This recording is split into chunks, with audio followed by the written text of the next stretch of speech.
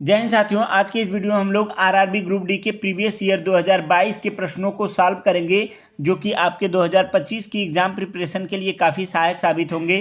तो चलिए देरी न करते हुए वीडियो को शुरू करते हैं। और साथियों, यदि आप चैनल पर नए हैं तो आप लोग चैनल को सब्सक्राइब जरूर कीजिएगा और वीडियो यदि आपको अच्छी लगे तो एक लाइक ज़रूर कीजिएगा। तो चलिए देरी न करते हुए वीडियो को शुरू करते हैं। आपका पहला प्रश्न है कि दो कुंडली ए तथा बी इस प्रकार हैं कि एक को कुंजी के माध्यम से बैटरी से संयोजित किया गया है तथा बी को एक गैल्वेनोमीटर से संयोजित किया गया है। इन्हें एक दूसरे के समांतर और एक दूसरे के निकट व्यवस्थित किया गया है। निम्न में से किस अवधि के दौरान विद्युत चुम्बकीय प्रेरण की घटना दिखाई देगी?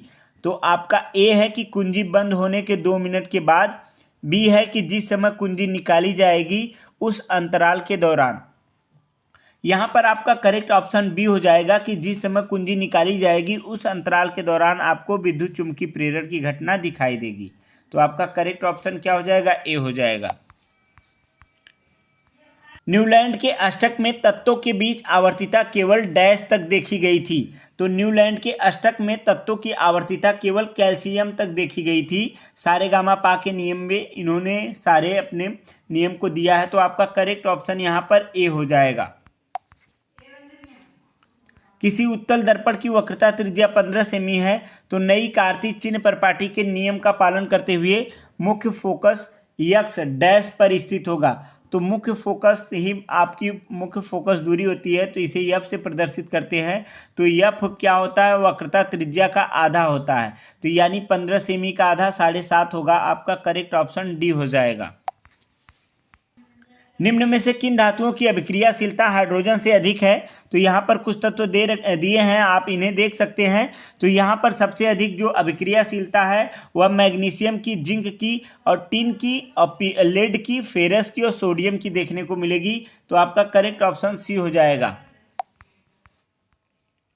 निम्न में से किस भाषा को भारत सरकार ने वर्ष 2005 में शास्त्रीय भाषा घोषित किया गया था? मतलब भारत सरकार ने वर्ष 2005 में कौन सी भाषा को शास्त्रीय भाषा घोषित किया था?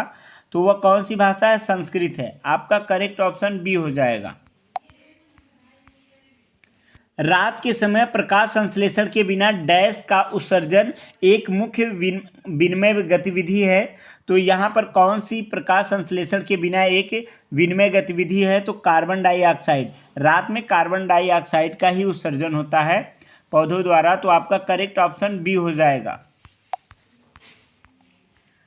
मार्च 2022 तक जानकारी के अनुसार प्रोफेसर नारायण प्रधान को डैश के क्षेत्र में उनके महत्वपूर्ण योगदान के हेतु वैज्ञानिक अनुसंधान के लिए 31वें जीडी बिड़ला पुरस्कार के लिए चयनित किया गया था।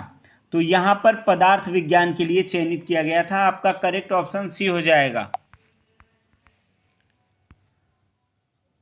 200 वाट का एक बल्ब है जो 220 वोल्ट के स्रोत से जोड़ा गया है। बल्ब में प्रवाहित होने वाली धारा डैश होगी। तो प्रवाहित होने वाली धारा का मान आपको बताना है। तो यहाँ पर आप P बराबर V इंटू आई वाले फार्मूले का यूज करके P का जो मान है यही हमारा क्या है? वाट है, सामर्थ्य अथवा शक्ति है। तो यह 200 हो जाएगी और V का जो मान है कितना है? 220 वोल्ट है। और आप यहाँ पर इसे सॉल्व करेंगे तो I का जो मान आ जाएगा 0.91 एम्पियर। आपका करेक्ट ऑप्शन ए हो जाएगा। 2021 में आयोजित ओलंपिक में भारतीय पुरुष टीम ने किस खेल में पदक जीता था? तो 2021 में जो ओलंपिक का आयोजन हुआ था, भारतीय पुरुष टीम ने किस खेल में पदक जीता था? तो हॉकी में जीता था। आपका करेक्ट ऑप्शन बी हो जाएगा। कौन सी नदी महाराष्ट्र के महाबलेश्वरम से निकलती है और सांगली से गुजरते हुए आंध्र प्रदेश के हमसलादीवी में बंगाल की खाड़ी में समुद्र में मिल जाती है? तो कौन सी ऐसी नदी है जो ऐसा करती है? तो आपको यहाँ पर कृष्णा नदी महाबलेश्वर से निकल करके कहाँ पर जाती है? बंगाल की खाड़ी में गिरती है। आपका करेक्ट ऑप्शन ए हो जाएगा। निम्नलिखित में से कौन सा शब्द वास्तविक राष्ट्रीय आय को परिभाषित करता है? तो कौन सा शब्द वास्तविक राष्ट्रीय आय को परिभाषित करता है? तो स्थिर मूल्य पर जीडीपी जो है यह वास्तविक राष्ट्रीय आय को परिभाषित करती है। तो आपका करेक्ट ऑप्शन डी हो जाएगा। इनमें से कौन सा पहला विश्व बैंक समर्थित अल्पसंख्यक कल्याण कार्यक्रम है जिसे अल्पसंख्यक कार्य मंत्रालय भारत सरकार द्वारा कार्यान्वित किया जा रहा है? तो यहाँ पर आपको बताना है कि कौन सा ऐसा अल्पसंख्यक कल्याण कार्यक्रम है जिसे भारत सरकार द्वारा कार्यान्वित किया जा रहा है। तो नई मंजिल। आपका करेक्ट ऑप्शन बी हो जाएगा। डैश का उपयोग कंपोजिट के लिए किया जा सकता है। तो इनमें से किसका उपयोग कंपोजिट के लिए किया जा सकता है? तो रसोई जो अपशिष्ट है इसका उपयोग कंपोजिट का मतलब खाद के रूप में किया जा सकता है। तो आपका करेक्ट ऑप्शन ए हो जाएगा। किस हार्मोन्स की कमी से मधुमेह रोग होता है? तो किस हार्मोन्स की कमी से मधुमेह रोग होता है? तो इंसुलिन की कमी से होता है। आपका करेक्ट ऑप्शन सी हो जाएगा। अतिरिक्त मांग की स्थिति को ठीक करने के लिए इनमें से कौन सा मौद्रिक उपाय लागू किया जा सकता है? तो यहाँ पर आपका ए है रेपो दर घटाना और दूसरा है कि SLR का घटाना। तो यहाँ पर आपको देखने को मिलेगा इनमें से न तो ए ही सही है और न ही बी। तो आपका करेक्ट ऑप्शन ए हो जाएगा। निम्नलिखित में से इनमें से किस आंदोलन को नमक सत्याग्रह के नाम से भी जाना जाता है? तो कौन सा ऐसा आंदोलन है जिसे नमक सत्याग्रह के भी नाम से जाना जाता है? तो सविनय अवज्ञा आंदोलन। आपका करेक्ट ऑप्शन डी हो जाएगा। साथियों आप लोग कमेंट में जरूर बताइएगा कि यह कब प्रारंभ किया गया था। निम्न कथनों पर विचार कीजिए और सही कथन का चयन कीजिए। पहला कथन है कि धावन सोडा का रासायनिक सूत्र N2CO3 है और दूसरा कथन है कि इसका उपयोग जल की अस्थायी कठोरता को दूर करने के लिए किया जाता है। तो यहाँ पर आपका दोनों ही सही है। तो आपका करेक्ट ऑप्शन डी हो जाएगा। यहाँ पर जो धावन सोडा का फार्मूला है यह क्या होता है? सोडियम कार्बोनेट इसे कहा जाता है Na2CO3।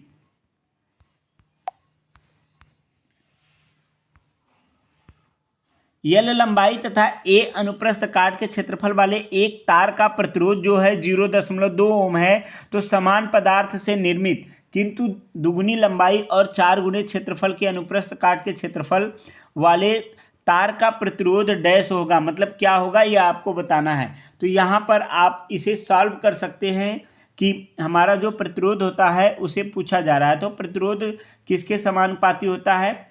यह लंबाई के प्रतिरोध जो होता है लंबाई के समानुपाती और क्षेत्रफल के व्युत्क्रमानुपाती होता है। यानी यहाँ पर क्षेत्रफल आपका बढ़ाया जा रहा है वह 4 गुना और लंबाई 2 गुना।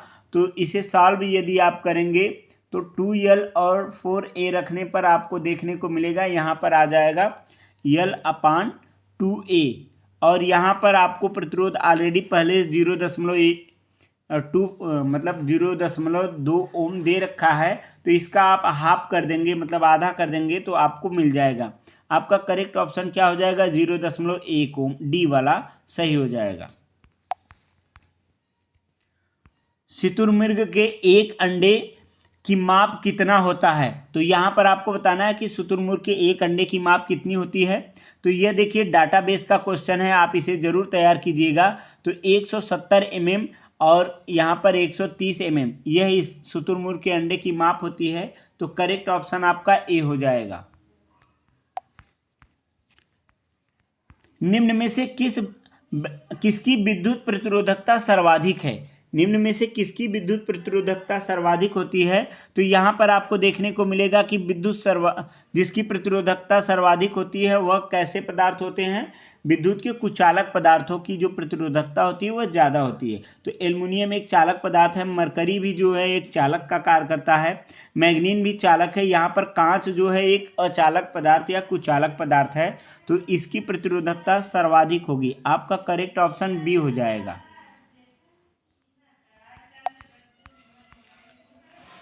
निम्न में से कौन सा त्यौहार उड़ीसा में मनाया निम्न में से कौन सा त्यौहार उड़ीसा में मनाया जाता है? तो उड़ीसा में मनाया जाने वाला जो त्यौहार है रज पर्व। आपका करेक्ट ऑप्शन सी हो जाएगा। बेंजीन के अणु में सिग्मा बंध और पाई बंध और कुल बंधों की संख्या क्रमशः होती है। तो क्या होती है आपको बताना है। तो पहले आप बेंजीन के फार्मूले या फिर बेंजीन के स्ट्रक्चर को देख लीजिए कि बेंजीन का स्ट्रक्चर किस हद तक होता है। तो आप बेंजीन के स्ट्रक्चर में देखेंगे आपको 3 पाई बंध देखने को मिल रहे हैं और यहाँ पर आप प्रत्येक जगह पर हाइड्रोजन को ऐड करेंगे। यहाँ पर आप प्रत्येक जगह हाइड्रोजन को ऐड करेंगे तो कुल 6 हाइड्रोजन और 6 कार्बन के मध्य आपको कौन सा बंध देखने को मिलेगा, सिग्मा बंध।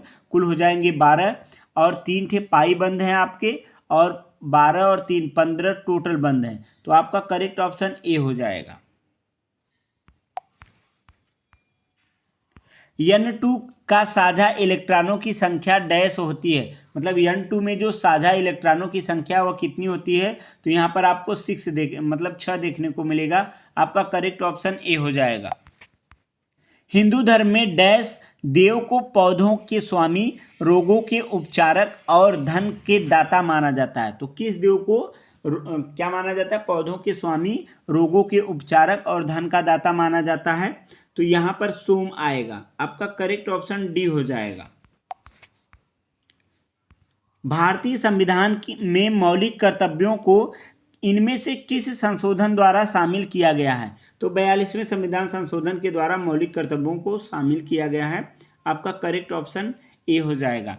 आज के वीडियो में इतना ही, मिलते हैं अगले वीडियो में। अगर आपको वीडियो अच्छी लगे तो आप चैनल को सब्सक्राइब जरूर कीजिएगा और वीडियो को एक लाइक ज़रूर कीजिएगा। तो साथियों मिलते हैं अगले वीडियो में।